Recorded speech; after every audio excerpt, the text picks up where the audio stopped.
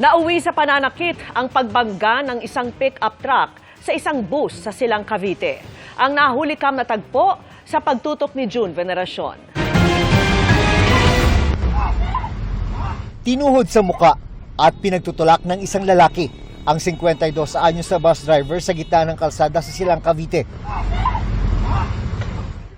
Ang 33 anyos na lalaki hindi maawat ng kanyang asawa. Batay sa investigasyon ng PNP, minamaneho ng babae ang pickup truck sa kanyang asawa nang mabangga niya sa likuran ang bus noong Sabado ng gabi. Nung masagi po nung driver ng babae, nasagi niya yung bus at nung tumabi yung bus, bumaba po yung driver at minura niya at nag-react po yung kanyang asawa. Kaya po nag-init ang kanyang ulo po. Kinabukasan, nagkaareglo ang dalawang panig. Pumayag ang driver ng bus na hindi na magsasampa ng reklamong kriminal. May kasunduan po sila na yung kanyang medical treatment at yung kanyang moral damages amounting to 40,000 po ay babayaran. Kasama rin po yung pagpaparepair nung nasira doon sa bus na aabot po ng 18,000. Nakipag-ugnayan ng PNP sa Land Transportation Office o LTO kung anong administrative sanction ang maaring ipataw sa driver ng pickup.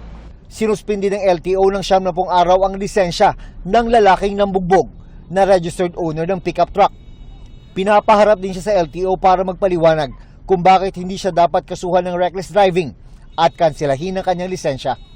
Para sa GMA Integrated News, June Veneracion, nakatutok, 24 oras.